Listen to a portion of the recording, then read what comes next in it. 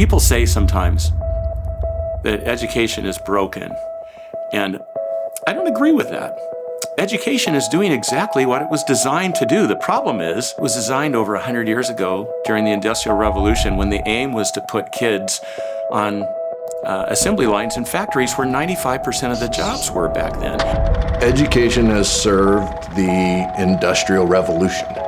Education was about rows and systems and efficiently moving kids through. Mainly, can you follow rules? Can you show up? Can you sit in a desk? Can you pay attention? And if you could do that, then there was a whole series of jobs you could do, right? And so people have a place to go and get some basic skills and then move out into that and be on a line. And that system and model kind of held through.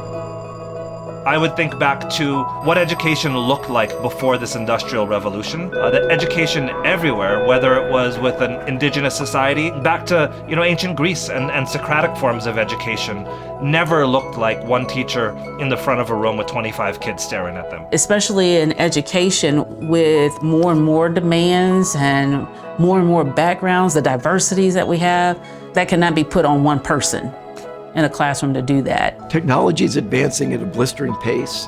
It completely changes the skills and mindsets the kids are going to need. Schools know they need to innovate, but it's hard.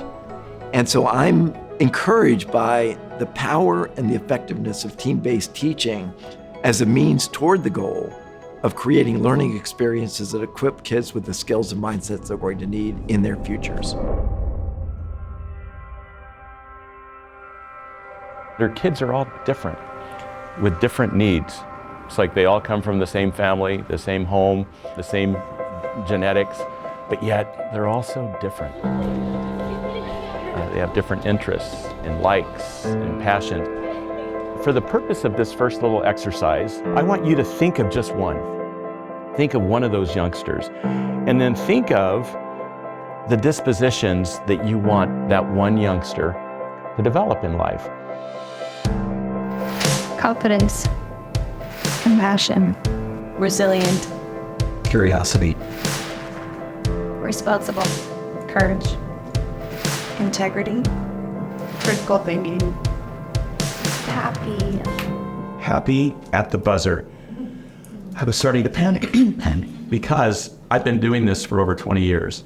The only disposition that has shown up every single time, no matter who, no matter where the audience is, happy is the one character trait, the one disposition that shows up. First and foremost, we want our kids to be happy, right?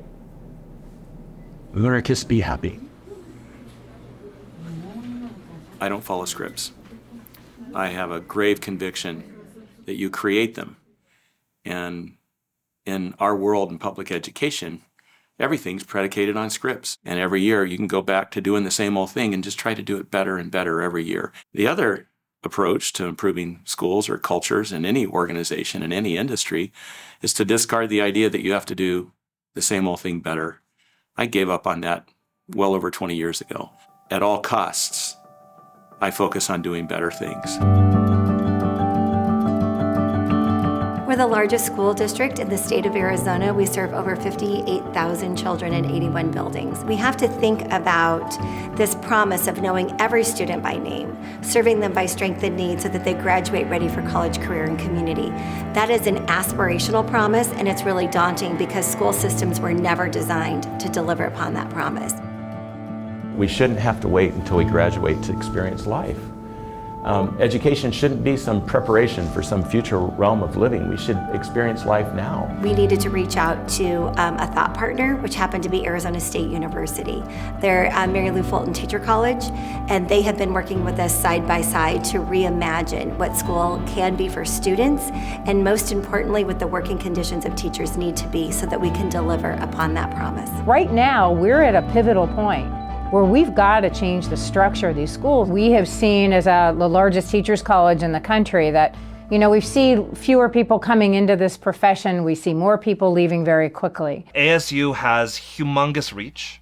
They've been doing some really cool things across the nation, and specifically with their initiative called the Next Education Workforce. At the end of the day, the Next Education Workforce Initiative is a paradigm shift in the way that we staff schools. For the longest time, we've been putting a single educator in a box and hoping that that person can be all things to all people at all times.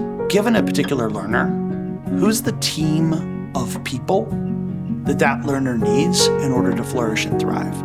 And the answer is never a single person. When we started this about 5 or 6 years ago, Mesa Public Schools and other school districts here in Arizona and now across the country stepped up and said, we'd like to work on this with you. And so this is how do we move from a one teacher, one classroom model to thinking about teachers working in teams with distributed expertise. At the simplest level, team teaching is a pair of adults, teachers, coming together around a shared, common, often larger roster of kids.